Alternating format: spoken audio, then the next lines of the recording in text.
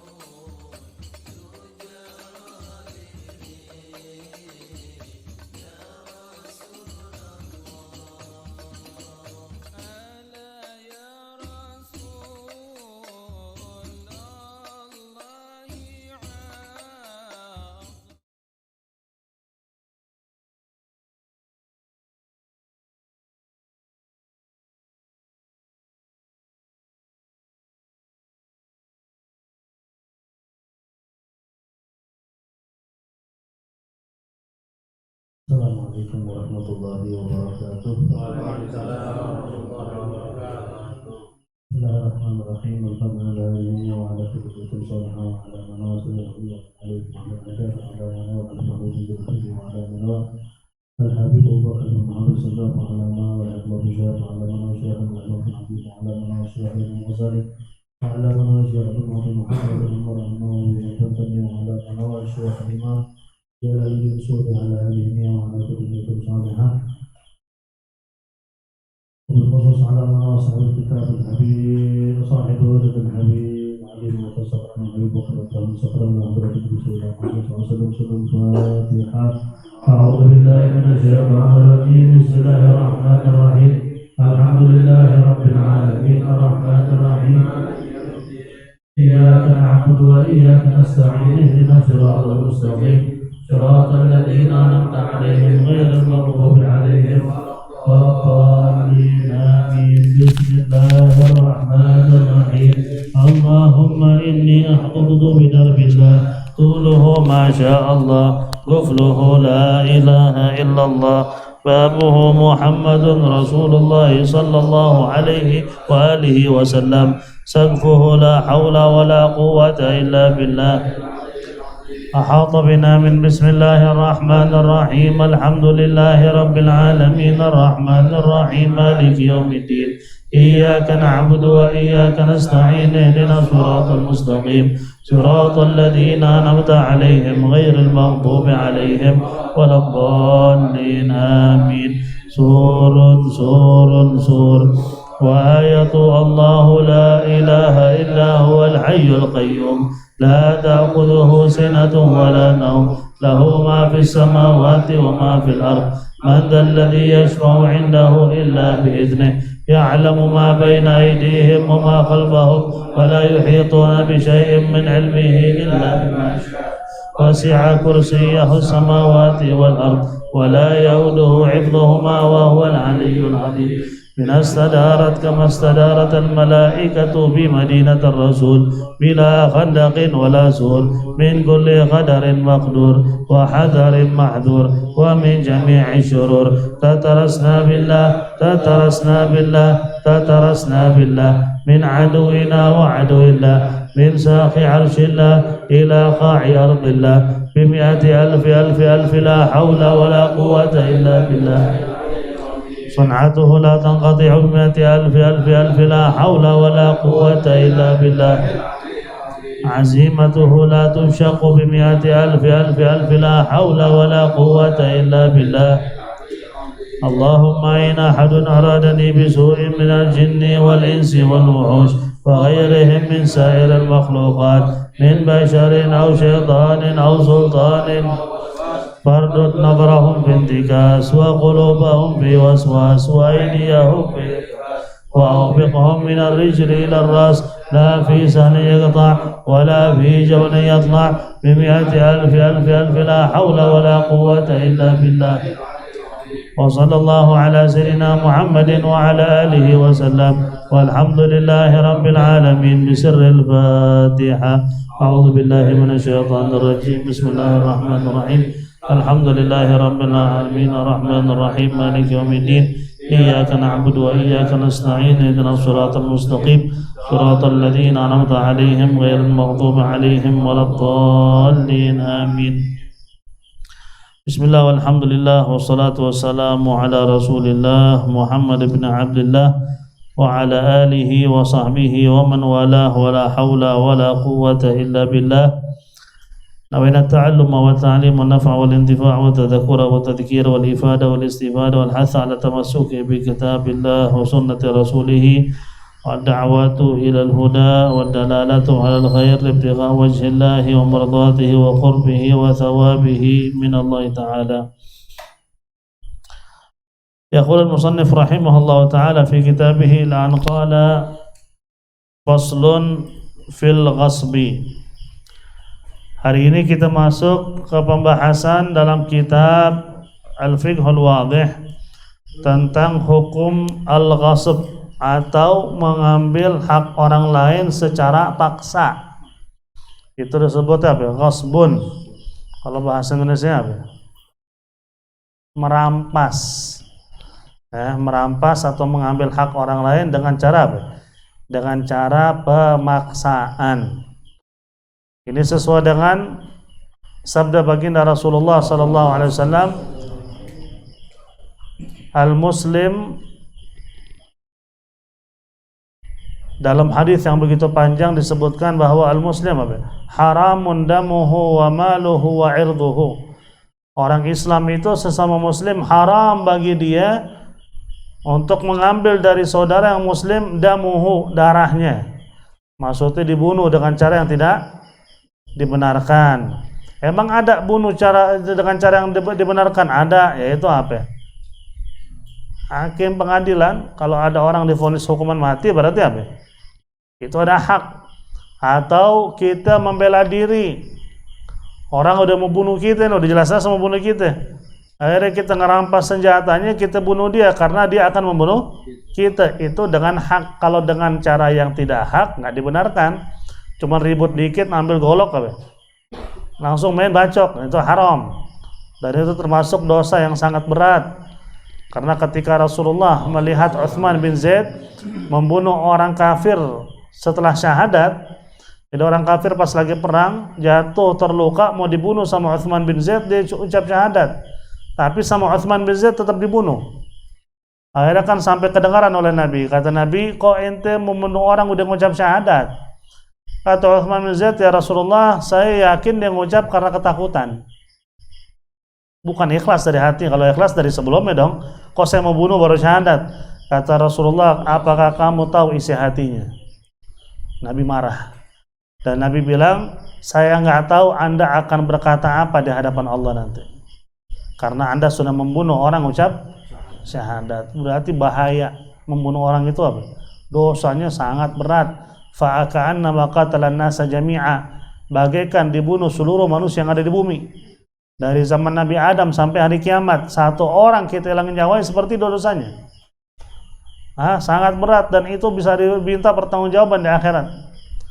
Kecuali saya bilang tadi secara hukum Islam bisa nggak jadi si tersangka dihukum mati jikalau keluarganya memaafkan dan mereka berhak minta minta gharamah atau denda. Berapa? Terserah keluarganya. Kalau keluarga bilang udah dah kita maafin, nggak usah dihukum mati tersangka, tapi kita minta 100 miliar, ya siapin. Kalau nggak ada, ya hukum aja mati tuh orang. Itu ada hak di keluarga ya. Cuman selama mereka tidak memaafkan, secara hukum Islam dia harus dihukum mati. Tapi udah taubat gimana? Ini hukum. Soal taubat dengan hukum itu berbeda. Kalau urusan di akhirat beda.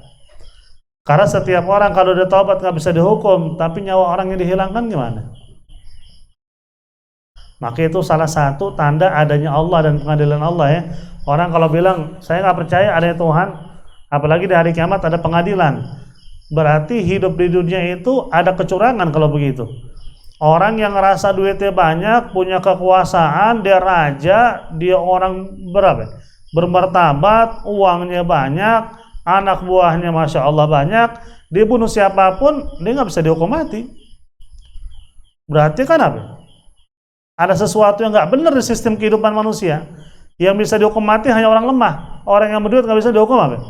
Berarti nggak ada pengadilan di dunia. Makanya itu sebagai tanda ada pengadilan di akhirat. Semua orang tuh pasti sama, akan dihukum sesuai dengan perilakunya. Kalau dibilang nggak ada hukuman akhirat, berarti orang hidup di dunia kayak binatang buas. Yang kuat merampas apa? Yang lemah. Sedangkan yang kuat enak hidupnya sampai mati. Yang lemah apa? Binasa sampai mati. Nah itu nggak benar. Maka disitulah ada pengadilan Allah Subhanahu wa Ta'ala. Begitu juga malahu, kata Nabi, harta. Seorang muslim nggak boleh merampas harta orang lain dengan cara yang tidak dibenarkan. Cuma terkadang dibolehin kita ngambil hartanya sesuai dengan apa? Dengan aturan syariat ketika dia malas zakat. Itu pun kembali lagi ke penguasa di zaman itu atau hakim. Bukan kita ngambil ya. Kita tahu fulan bin fulan tetangga kita kaya raya nggak pernah zakat sama sekali. Yo besok kita mencuri di rumahnya. Nggak begitu. Yang ngambil secara paksa apa? Hakim atau yang ditunjuk oleh penguasa yang ada. Ambil hartanya sekian persen.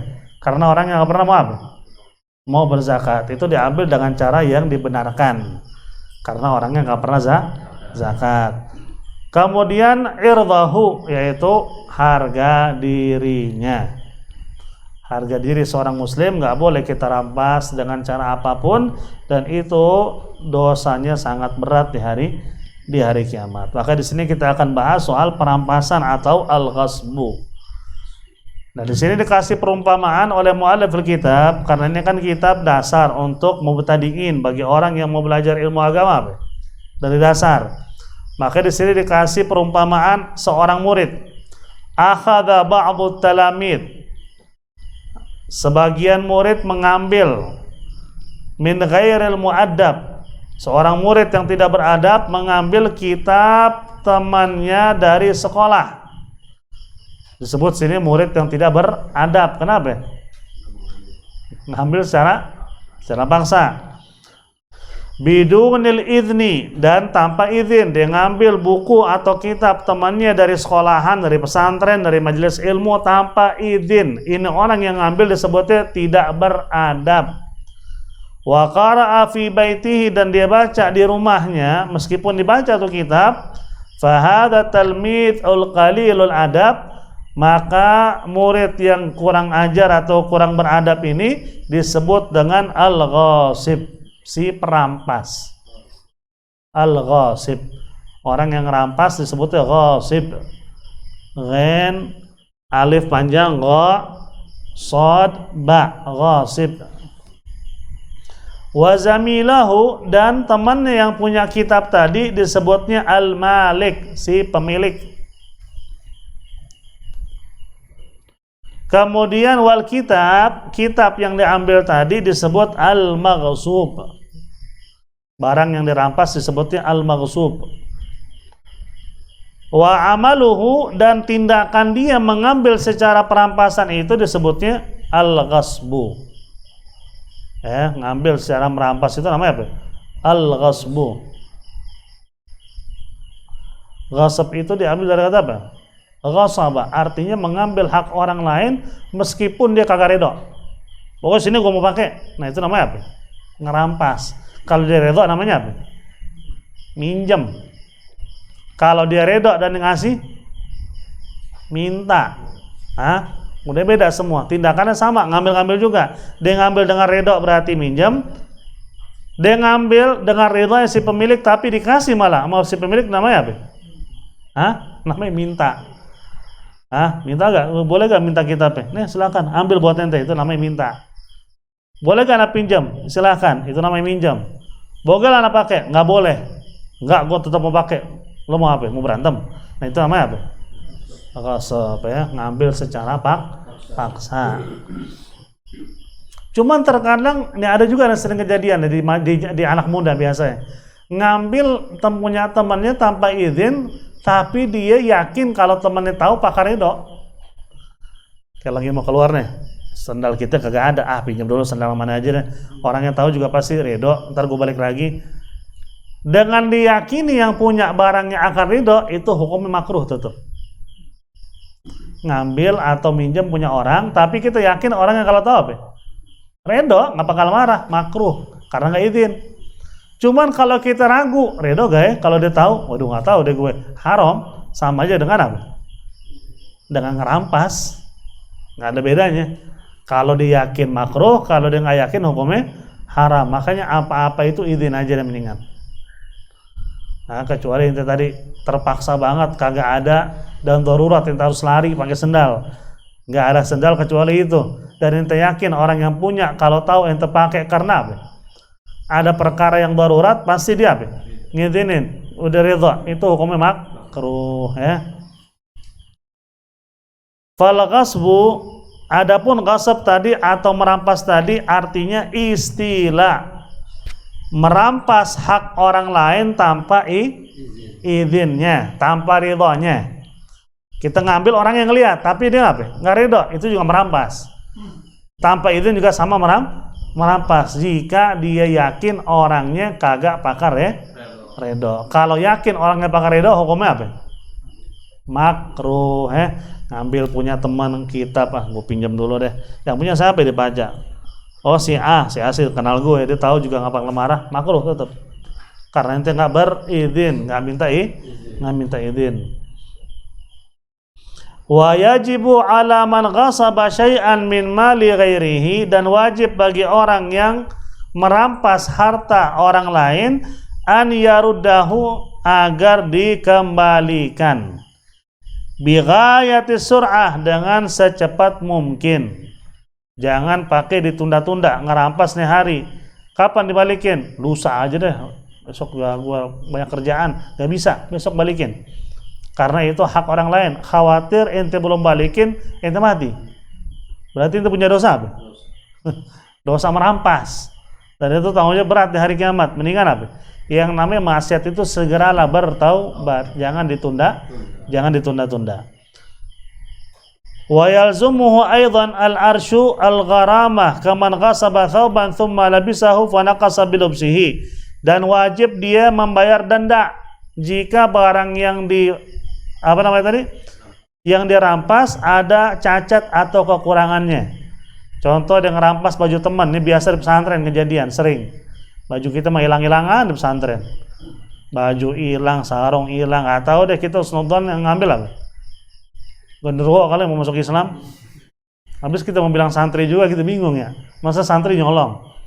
Nah, itu kejadian seandainya kita punya kaos diambil. Tiba-tiba dia ngerasa kagak enak, kagak tenang pakai kaos kita. Dosa nih gue pakai kaos temen nih, gue balikin deh. Pas dibalikin kaosnya semakin tipis. Wajib ya karena denda dia. Dia harus bayar denda. Dengan kekurangan barang yang apa? Yang dia rampas. Ya, kalau nggak ada kekurangan nggak ada dendanya. Kalau ada kekurangannya wajib didenda sesuai dengan barang yang apa? Yang dirampas. Kalau sampai ada kekurangan sampai nggak layak dipakai, dia harus kasih duit sesuai dengan harga tuh kaos. Kaosnya tetap dibalikin, boleh dia pakai sama dia. Tuh, lo pakai deh, udah rusak. Tapi sini duitnya. Harus dikasih duit sesuai dengan harga kaosnya. Kaos baru apa second? Baru. Lah karena anak pinjam ngambil apa? Second. Siapa suruh? Kan begitu. Siapa suruh ngambil hak orang lain tanpa izin. Wa yalzimuhu ma'a dzalikal ujratul munasibata limithlihi mudda wujudihi tahta yadihi, dan wajib dia bayar sewa jika barang yang diambil bisa disewakan. Dia ngerampas motor, ngerasa kagak enak, dibalikin. Pas dibalikin ada cacatnya, spakbornya pengok. Nah beneran spakbor apa duit? Anggap 150.000, kasih 150.000. Dia orang apa? Ngambil tuh motor selama berapa hari? Anggap 2 hari. Sehari motor kalau disewa berapa duit? Anggap 50, berarti 2 hari 100.000. Berarti dia harus bayar 250.000. Kerusakan plus barang yang bisa disewakan. Makanya jangan macam-macam apa? Ngambil hak orang lain tanpa izin. Motor main kita ngambil kunci, enggak dia ridho. Pas kita balik dia nggak ridho. Apain lo pakai motor gue, nggak ngomong? Lah cuma minjem bentar. Dilihat motornya, ini kenapa nih? Begini nih, cacat. Lo sebelum pakai nggak cacat begini nih. Nah itu harus tanggung dia. Mau kejadian cacat sebelum dia pakai atau sesudah, karena perampasan dia harus tanggung. Dia pakai berapa jam? 2 jam. 2 jam kalau disewain ke orang berapa? 25.000 anggap seandainya. Plus dia harus ngasih 25.000 sebagai gharamah, denda, karena ngambil tanpa izin.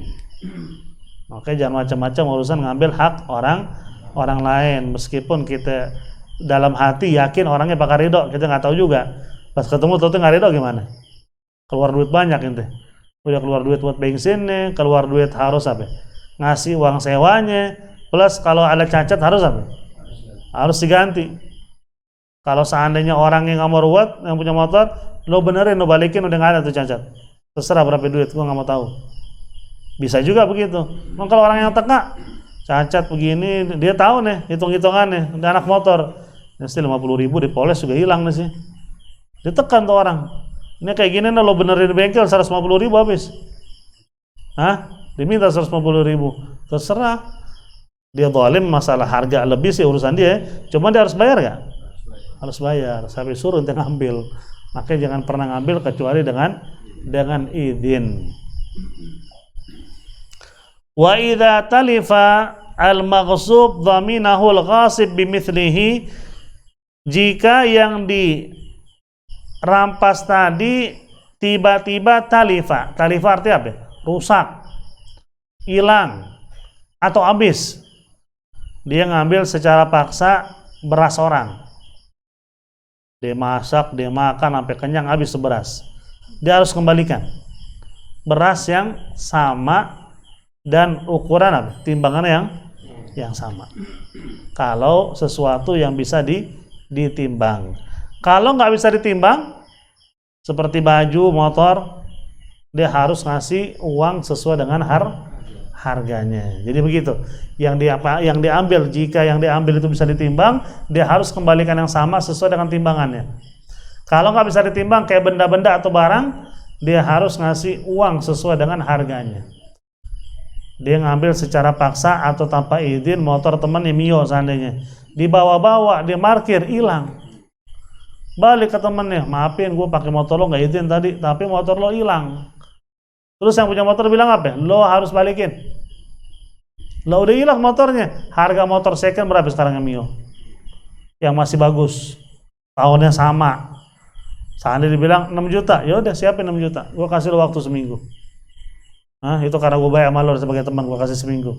Kalau secara hukum apa? Saat itu juga dia harus bayar. Nah itu jangan macam-macam, jangan pernah ngambil tanpa izin. Tanggung jawabnya berat. Kecuali itu diizin, itu pakai, itu parkir hilang, itu nggak ngejamin. Itu parkir di tempat yang layak, dikunci stangnya, tapi yang namanya maling zaman sekarang apa? Pinter-pinter dibawa kabur. Ente pulang jalan kaki, motor ente hilang, gue nggak mau tahu, lo harus tanggung, nggak bisa. Kan gue ngambil apa? Izin. Dan gue nggak naruh begitu aja sama kuncinya, kecuali apa ya? Dia parkir kunci di mulut, ya tanggung jawab. Karena kelalaian. Ini kan kagak. Cuman kalau tanpa izin, mau lalai kek, mau kagak kek, harus diganti. Itu namanya apa? Namanya al-ghasbu, atau merampas hak orang lain. Merampas itu bukan berarti hanya mencuri. Merampas dipakai tanpa itu juga disebut apa? Perampasan juga. Hukmul ghasbu, adapun hukumnya al-ghasab haramun, hukumnya haram. Li'annahu akhdha haqqil ghair bi ghairi haqq, karena al-ghasbu itu atau merampas itu mengambil milik orang lain tanpa izin. Wa amma akhdhu bi haqq au bil idzni fahuwa jaiz. Adapun kalau dipakai dengan izin itu hukumnya boleh.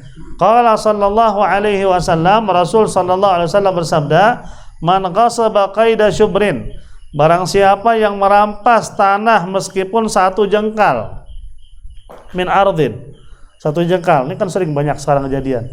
Rumah dia berapa meter, dia main apa? Dia punya pagar, main maju-maju aja tuh. Asal kita lihat kok pagarnya semakin maju ya ke depan. Dia ngambil, silahkan. Tapi berat di hari kiamat. Diapain nama Allah? Kata Nabi, tuwiqa min sab'a aradhina yaumul qiyamah. Di tubuhnya, di pundaknya, di atas kepalanya, Allah akan timpa 7 lapis bumi dari kiamat. Udah diseksa di dalam api neraka, badannya ditimpa dengan apa? 7 lapis bumi. Cuman ngambil 1 jengkal, apalagi bermeter-meter. Banyak. Karena selama 3 celang siai tetangga udah banyak berantem gara-gara itu. Ya kita lihatin juga sih, emang sejak tinggal di situ kok pagarnya semakin maju nih orang. Apalagi pagarnya bukan permanen. Yang pakai apa itu namanya? Yang cuma ditancap-tancap gitu. Iya, kok maju lagi. Sampai dekat jalan raya. Apa tanah dia semua? Kita nanya iseng-iseng. Kata orang-orang situ bukan, tanah dia bukan ke situ. Nggak tahu, karena dia tahu di pinggir jalan raya, kalau tiba-tiba ada perluasan jalan apa? Ketahuan tuh duit berapa duit. Ya, dia bilang silahkan aja. Tapi ingat, ada pengadilan Allah di hari kiamat. Sama halnya ketika kita masih tinggal sama mertua itu, sebelah rumah mau ngebangun, tiba-tiba emang ada kesalahan di orang tua kita juga. Dibikin tempat duduk di depan warung itu ngambil tanah sebelah, tapi ngambil itu bukan permanen. Kalau dia mau ngebangun mau dihancurin, bikin bangku doang. Nah ketika dia mau ngebangun, dia diukur kurang lebih yang keambil itu dari tanah dia 10 cm. 10 cm kan nggak seberapa ya, nggak kelihatan. Cuman yang namanya hak orang ya harus dibalikin. Terus gimana? Hancurin. Sempat sedikit terjadi ketegangan, anak bilang hukum Islami balikin, bukan hak kita. Karena kita ngambil tanah orang, dia udah ngukur, udah jelas itu tanah dia, kembalikan. Karena 1 jengkal aja, kita dibebani dengan 7 lapis bumi di hari kiamat. Macam-macam dah. Islam itu begitu indah, begitu sempurna. Nggak boleh ngambil hak orang, nggak boleh kita ngerampas punya hak orang lain. Semuanya ada aturannya. Selama hak ente silahkan aja, hak orang lain jangan macam-macam. Oke, paling enak tuh hidup apa? Sederhana. Bener. Hidup kaya kagak enak. Kenapa nggak enak? Emang nggak semua orang kaya itu pasti berbuat jahat. Cuman di akhir zaman begini hampir sulit menghindari kejahatan, apalagi buat orang yang kaya. Minimal tanahnya hak dia, duitnya duit rakyat. Duitnya duit riba. Duitnya duit apa? Ada namanya kerjasama, terus kita apa? Ada penipuan lah bahasanya. Duit itu seperti itu. Gimana di hari kiamat orang ya? Enakan ente deh, walaupun sepetak rumah ente, tapi nggak pernah ngambil hak orang. Kerja alhamdulillah digaji, mau itu kontrakan ataupun itu rumah tinggal sendiri, bersyukur ente enak. Dosa ente nggak seberapa. Dosa kita mau Allah sih minta ampun, Allah pasti ampuni. Cuman kalau dosa sama manusia apa? Repot. Kalau dinuntut di hari kiamat repot udah. Makanya koruptor tuh paling repot diminta maaf. Mau ditaubat pun susah. Terus gimana? Kembalikan lagi uang yang dikorupsi semuanya ke kas negara. Itu salah satu caranya. Kalau kita tahu kan nggak begitu ya. Orang korupsi 100 miliar, oh dia apa ya? Diputuskan untuk dipenjara 5 tahun plus denda 10 miliar. Terus 90 miliar dari kantong dia. Itu 90 miliar harus dibalikin. Kalau mau diampuni sama Allah. Kalau cuma kata, udah tobat, udah berubah lah. Duit rakyat semua main itu gimana udah berubah? Itulah kayak mereka tuh berat ancaman dari hari kiamat. Kalau mau aman dikembalikan semua. Jangan sampai 1 perak pun nggak dikembalikan. Kembalikan semuanya.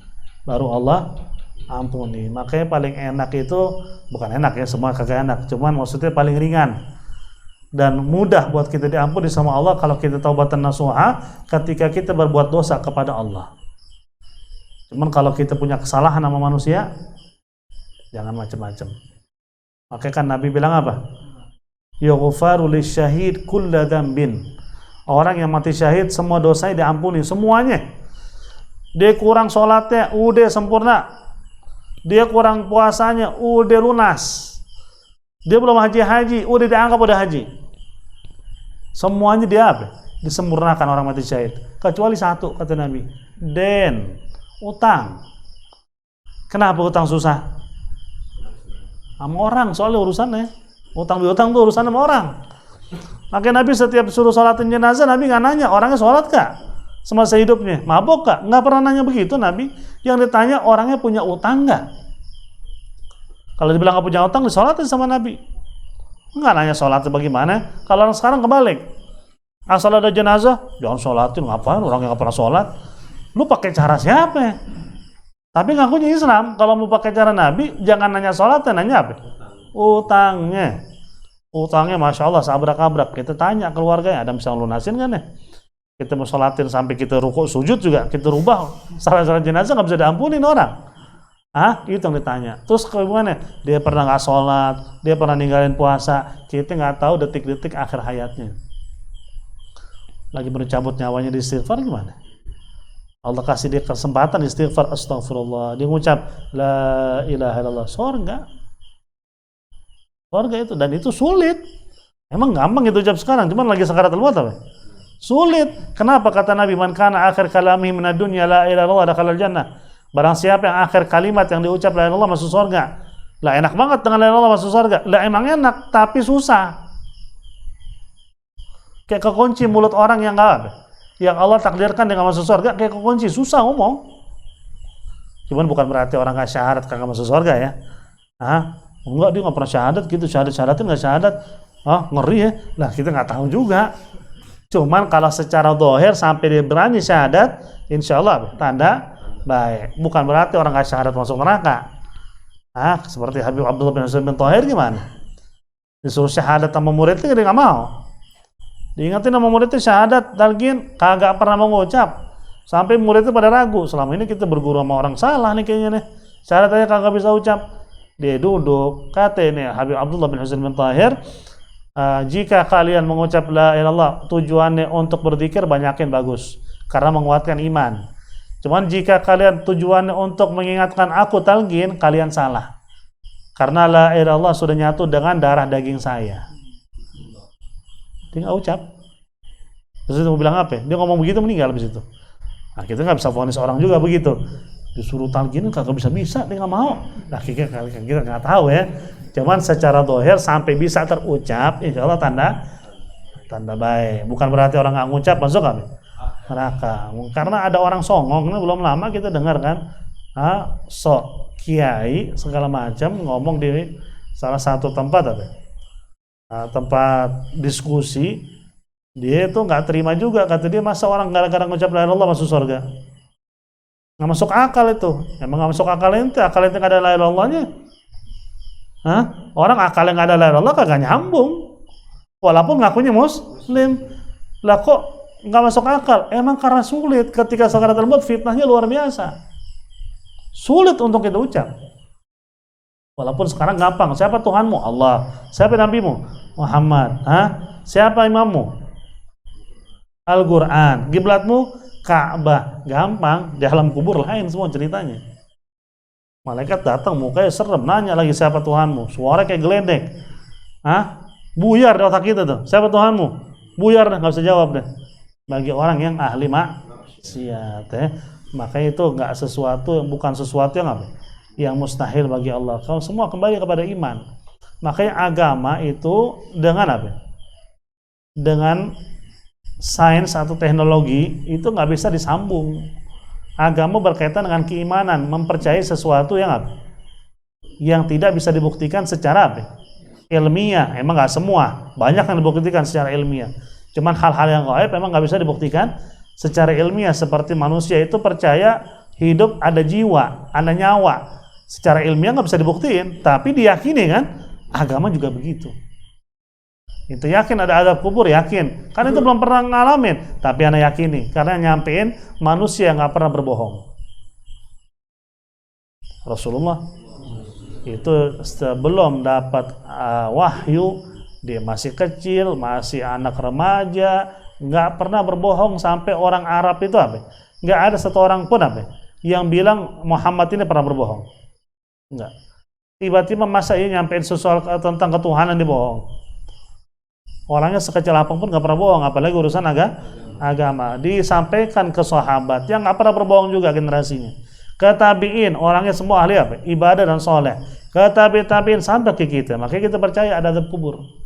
Karena nyampein ke atas semuanya apa? Orang jujur. Kita percaya sama WHO ngomong. Bukan nggak? WHO tiba-tiba megang mic. Ini ada lagi varian baru di Eropa. Dari COVID nih. Kalau bisa warga negara Indonesia jangan keluar dari Indonesia ke Eropa, soalnya berbahaya. Percaya ente? Bahaya juga nih, jangan ke sana. Ente kagak tahu benar apa kagak. Dan itu nggak tahu kan, dan nggak bisa diuji. Orang-orang yang di WHO itu orang-orang jujur semua. Siapa yang uji? Mereka orang jujur. Cuman kalau kita sanad sampai ke atas, itu di setiap generasi mereka, semua orang di sekeliling mereka percaya nih orang soleh, ahli ibadah, nggak pernah bohong, nyampe ke Nabi. Masa ya kita nggak percaya? Kalau kita nggak mau percaya dengan azab kubur, Nabi sampaikan, terus ada orang ateis bilang nggak ada azab kubur, masa ente percaya sama orang ateis daripada Nabi? Logikanya begini, ente dari guru sampai Nabi. Ini sanad semua ini, setiap zaman itu dipercaya tuh ulama-ulama, orang-orang soleh. Dan nggak pernah berbohong sama sekali sekecil apapun. Tiba-tiba ada orang ateis datang, kita nggak kenal dia. Gua nggak percaya ketuhanan. Nggak ada azab kubur. Lo kan nggak ngalamin, kok lo percaya? Terus ada orang anak muda percaya sama orang ateis daripada ini ulama yang nyambung, yang jujur semua nih masanya. Yang goblok siapa di sini sebenarnya? Yang goblok yang anak muda percaya sama orang ateis. Kenapa? Lo kan nggak kenal dia siapa? Lebih parahnya lagi dia nggak percaya ada ketuhanan. Karena maaf, orang hidup di tengah-tengah hutan aja percaya ada Tuhan. Walaupun salah ya, Tuhannya api. Tapi dipercaya, jiwanya berkata ada kekuatan di atas kekuatan manusia. Itu apa? Ketuhanan. Makanya orang-orang ahli filsafat nih, kan biasa yang paling bawel masalah begini ahli filsafat. Cuman ada satu orang ahli filsafat bilang begini, kita mau nggak mau harus yakin ada Tuhan. Karena logikanya kalau kita bilang Tuhan nggak ada, pasti manusia itu berusaha nyiptain Tuhan. Karena harus ada kekuatan di atas kekuatan apa? Manusia sendiri, karena manusia lemah. Contoh ente kalau tiba-tiba naik di kapal laut, terombang-ambing di tengah-tengah laut, atau berada di hutan yang lepas. Ente nggak ada lagi anak manusia yang apa? Bisa bantuin. Itu otomatis langsung tuh tanpa ente sadari yang keluar dari mulut apa? Yang keluar dari mulut kalau seorang muslim nih. Ya Allah. Kalau orang-orang di luar Islam mungkin, ya Tuhan selamatkan aku. Itu tanpa disadari ngomong begitu. Berarti kan jiwanya percaya ada apa? Ada Tuhan. Maka disitulah hati-hati. Masa iya percaya sama orang kagak jelas, yang udah jelas sampai ke Nabi, itu kagak percaya. Itu kan kebodohan luar biasa. Kalau ada orang ngomong begitu sama kita, lo nggak ngalamin azab kubur, tapi lo percaya. Ya percaya, ngomong orang benar semua sampai ke atas. Dari mana lo yakin dia benar? Setiap generasi nggak ada orang yang bilang mereka tuh orang-orang bohong. Masa iya mereka semuanya Anda anggap salah, Anda percaya sama ente, anak ingusan kemarin. Logikanya kan begitu ya. Maksudnya pakai akal dipakai. Jangan apa-apa. Ya juga ya, gue belum ngalamin. Ya juga ya, percaya lagi. Kan bahlul. Percaya sama orang kemarin, nggak percaya dengan apa? sanad sampai ke Rasulullah sallallahu alaihi wasallam ya. Wallahu alam bissawab. Insyaallah berikutnya kita masuk pembahasan soal al-hawalah. Hawalah ini kalau bahasa kita transfer. Transfer uang. Dari orang ke orang lain disebutnya hawalah. Ini insyaallah kita bahas insyaallah taala di pertemuan yang akan datang. Sebelum ditutup ada pertanyaan, silakan fadhil. Kalau mau bertanya, silakan. Assalamualaikum. Tadi saya mau bertanya, misalkan ada orang yang mengambil hak lain, terus barangnya dibalikin, tapi nggak sama barangnya itu nggak sama, cuman barangnya ini setara dengan harga yang barang dia gitu. Terima kasih. Nah, ada orang ngambil punya orang lain tanpa izin, tapi barang dikembalikan nggak sama, tapi harganya sama. Kalau mau aman bilang sama tuh orang, saya nggak minta barang dikembalikan, harganya aja. Kecuali dia redo ya, barangnya sama, beda, cuman apa? Harga sama tapi dia redo seandainya, nggak apa-apa deh, terserah. Cuman takutnya besok-besok ini nyesel, daripada nyesel mendingan apa? Minta harga barangnya aja. Waduh nggak ada duit, ya udah utang, besok-besok lo bayar. Nah itu lebih aman. Bahasanya kalau udah duit dia mau pakai terserah, mau beli barang yang sama apa? Terserah. Cuman dikasih barang yang beda harganya sama, takutnya kemudian hari apa? Nyesel. Kok nggak sama begini? Bener nggak sama nih. Beda sama barang yang diambil sama dia. Akhirnya nyesel itu. Mendingan apa? Terima uangnya ya. Ada lagi? Yang hadir mau nanya, fadhil. Untuk. Assalamualaikum. Tapi yang pinjam itu ternyata kan dia yang pakai, dia nggak bilang dia yang pakai orang lain, itu yang pinjam itu Berdosa. Kejadian mungkin ada di perumahan namanya kosong itu tanah kosong, ini belum ada memiliki rumput gitu, dibangin vitamin atau itu dimakan cabenya tuh gimana? Berkualitas pertanyaan, luar biasa. Emang ini bisa kejadian, emang orang minjem motor kita yang pakai orang lain. Gue pinjam motor nih, kapan lo balikin? Ntar sore, ya udah sono pakai. Dia dikasih ke orang lain, ya haram. Kan tahunya kita yang minjem apa? Dia. Tiba-tiba ada sesuatu kerusakan, tanggung jawab. Tiba-tiba balik, waduh, ada kerusakan nih, nggak sengaja jatuh. Siapa yang bawa? Teman Anda sih. Lah kan, goblok tuh orang. Udah jelas-jelas yang minjem kok teman yang rusakin. Terus siapa yang tanggung? Iya dia yang minjem. Kita nggak ada urusan sama temannya. Lo harus balikin harganya atau apa? Benerin yang rusak. Tadi ada tanah kosong di depan kayak perumahan, kan banyak suka ada rumah belum ada pemilik, belum dibeli. Nah itu tanah yang di depan itu kita tanamin dan tanamannya kita makan, haram nggak? Iyalah, bukan tanah kita. Tapi kan sayang tanahnya, meskipun itu bukan tanah kita, kecuali kita minta izin sama apa? Si pengelola yang punya, seandainya ngizinin. Di rumah kan belum ada orangnya, belum mau nanam deh, terserah yang punya ngomong. Cuman begitu orang sudah nge-DP, kita nggak bisa nanam lagi. Tanpa izin kagak boleh sama sekali. Karena kita yakini kalau seandainya si pengelola tahu, mau dia yakin, mau dia apa? Yakin dia apa? Ya redo, makruh. Dia nggak yakin dia redo, hukumnya apa? Haram. Makanya minta izin. Caranya gimana? Minta link ke pengelola. Mungkin nggak bisa langsung gitu kan? Sama apa? Marketing kan biasanya kita ngomong, coba sampein ke bos. Kan depan rumahnya tuh kosong tuh, belum ke tempat, belum ada yang nempatin. Daripada serem gitu, gue tanamin aja deh. Biar tanahnya juga bagus kan kalau ada tanaman. Dia telepon, iya boleh, ya udah boleh berarti. Cuman kalau main begitu aja nanam, ya kagak bisa. Hukumnya apa? Haram. Jangankan begitu, kita punya kambing. Tetangga kita punya apa? Punya kebun. Kambing itu diam-diam masuk kebun dia, makan. Sampai yang dimakan itu buah-buahan yang ada harganya, habis sekilo. Pas yang punya kebun lihat, ngamuk, kambing lu masuk ke kebun gue tuh gimana sih? Pas lihat sekilo habis. Bayar nggak? Bayar. Lah kok bayar, kan kambing jalan sendiri. Ceroboh gitu. Lo udah tahu di samping itu kebunnya lagi apa? Lagi subur, kambing lo jelalatan. Ya pegang tuh kambing kan sampai kelepas. Itu sudah mentanggi tanggung jawab. Dulu ada seorang wali Allah di Hadramut di Tarim, namanya Habib Umar Al-Muhdhar. Beliau ini nggak punya anak laki ya, anaknya perempuan semua. Turunan Al-Muhdhar sekarang itu bukan turunan dia, turunan dari Syekh Bakar bin Salim. Kalau beliau nih jalurnya beda sendiri. Dia punya kebun dikasih sama orang hadiah. Kebun itu asal kambing tetangga masuk makan di situ mati. Burung ngeliar masuk ke situ makan mati. Tetangga pada ngamuk ke rumahnya. Kita punya kambing segala macam, ayam pada mati makan di kebun ente.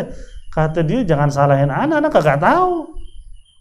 Itu salah satu apa? Karomah dia tuh. Maksudnya lo punya otak juga, kambing masuk nggak pakai izin, mati semua makan asal makan mati. Karomahnya beliau, tapi beliau tidak sengaja, bukan benar-benar berdoa, ya Allah, yang masuk mati aja. Enggak, itu Allah sampai nunjukin kebun yang milik dia aja, Allah jaga secara utuh. Maka di situ jangan pernah ngambil hak orang tanpa izin. Ada lagi pertanyaan? Assalamualaikum warahmatullahi wabarakatuh. Sekarang kita masjid kejadian yang keluar dari masjid sendal hilang, tapi disisain tuh satu pasang, sedangkan kita nggak tahu terus kita pakai itu udah tahu. Kita asal ke masjid tiba-tiba kita bingung nih sendal kita hilang, tapi masjid itu udah kosong. Mas sendal satu, jangan-jangan disisain nih. Nah kata-kata jangan-jangan disisain ini kan masih ragu-ragu. Cuman kalau kita hakul yakin yang nyisain ini yang ngambil sendal kita pakai hukumnya makruh. Tapi kalau bisa ente pakai sampai rumah, ente pakai sendal lagi, ente balikin mendingan. Yang ngambil sandal ente namanya dia pencuri. Ada tanggung jawab di akhirat. Daripada kita bawa-bawa, akhirnya kan kita ikut-ikutan ragu kan. Hati nggak tenang coba deh walaupun begitu. Sendal ente hilang, ada sendal disisain ente pakai. Hati tetap kagak tenang. Asal lihat tuh sendal, tapi sendal siapa nih? Pasti begitu tuh hati kita tuh. Daripada begitu mendingan ente pakai sendal lagi, nyampe rumah ente taruh lagi tuh sendal balikin. Ente aman. Terus yang ngambil sendal, ya tinggal itu tuh untuk di akhirat kalau ente karedo. Dia bisa terombang-ambing neraka cuma gara-gara sendal. Lah bisa gara-gara sendal. Karena ngambil tanpa izin, apalagi ngerampok, mencuri ya. Itu juga termasuk dosa besar. Cuman biasanya sih orang nyolong sendal juga sendal yang mahal ya. Mungkin sendal jepit kita dicolong. Ada orang ngambil sendal jepit ya semuanya, buat apaan nih? Bisa jadi sih, mungkin dia punya kerajinan apa? Bikin mobil-mobilan tuh ingat ya? Yang bahannya dari sendal. Tapi itu kembali lagi tetap haram meskipun nilainya nggak seberapa. Ada lagi yang terakhir? Betul. Tinggal di Kalimantan. Di situ kan kayak model buka lahan tuh masih lahan, kemudian lahan pemerintah, kita buka lahan dulu, baru bagian pertanahan untuk mengukur dia bikin. Tapi masih punya pemerintah. Kita dulu, baru ntar ke pemerintah. Gini, kalau itu aturan dari pemerintah, boleh. Kalau itu aturan dari pemerintah. Kalau itu kan tanah selama nggak ada pemiliknya, kita boleh ke orang dulu kan emang tanah siapa? Bukan tanah siapa-siapa, karena dia ngurus, dipatokin, ini tanah gue nih, jadi tanah dia. Begitu sama kayak di Kalimantan tadi, ditebangin, sandi, dirapi, tapi habis itu diurus surat-suratnya sesuai dengan aturan pemerintah, jadi hak milik. Ya nggak apa-apa, selama emang itu tanah milik negara, dan kita urus ke negara juga kan. Kecuali ente urus pakai sertifikat bodong. Nanti habis itu ente tahu nih punya temennya bikin sertifikat tapi palsu. Nah itu baru haram. Kan setelah mengikuti aturan enggak boleh hak ente. Atau seandainya ada tanah, biasanya kan disebutnya apa? Kalau kita cuma manfaatin tuh apa namanya? Garapan ya? Iya, tanah garapan. Itu biasanya setelah 35 tahun kalau nggak diambil lagi sama pemerintah jadi hak milik tuh. Biasanya aturannya begitu. Kayak halnya di Megamendung tuh nggak jauh dari rumah Habib Rizik. Itu rata-rata di situ tanah garapan. Digarap sama warga sekitar udah hampir 40 tahun. Dan itu udah jadi hak milik. Makanya sama beliau apa? Dibayar benar-benar dibayar sama Habib Rizik, bukan diminta. Dan itu pakai apa? Undang-undang yang berlaku, bukan yang ngambil apa? Tanah negara. Di situ aja disalahin dia. Memang begitulah Nabi bilang, orang kalau mencari-cari kesalahan kita benar aja salah. Tapi kita hakul yakin orang yang di jalan yang benar, mau bagaimanapun digempur, Allah pasti apa? Pasti bela dia. Karena kita di jalan benar. Kalau jalan benar nggak usah takut. Mau siapapun ngancam kita, Anda di jalan benar, Anda kagak salah, jangan takut. Malaikat jagain dia udah. Itu hakul yakin. Nah itu juga dibolehin kalau sudah menjadi peraturan di pemerintah. Wallahu alam bissawab. Al-Fatihah ala hadhihi niyyah wa ala kulli niyatin shalihah wa ila hadratin Nabi sallallahu Muhammad sallallahu alaihi wasallam syarril Fatihah. A'udzu billahi minasyaitonir rajim. Bismillahirrahmanirrahim. Alhamdulillahi rabbil alamin arrahmanir rahim maliki yaumiddin. Iyyaka na'budu wa iyyaka nasta'in ihdinas siratal mustaqim siratal ladzina an'amta 'alaihim ghairil maghdubi 'alaihim. اللهم حق الفاتحة وسر الفاتحة بكرمة الفاتحة فرج الهم يا كاشف الغم يا من لا عم يغفر ويرحم بفضل سبحان ربك رب العزة عما يصفون وسلام على المرسلين والحمد لله رب العالمين. يا ربنا اعترفنا بأننا اعترفنا وأننا أسرفنا على ما أسرفنا وتب علينا توبة تغفر لكل عقبة واستر لنا الأوراد وآمن الرواتب واغفر لوالدينا ربي ومولودينا والأهل والإخوان وشاهد الخلان وكل ذي محبة أو جرة أو صحبة والمسلمين أجمعين ربي أسمع ولا وجود منا لا باكتساب منا بالمصطفى رسول أعطى بكل سور صلى وسلم ربي عليه عند الهم وآله وصحبه هداية الصحب والحمد لله كالبحر والتنادي. Wassalamualaikum warahmatullahi wabarakatuh.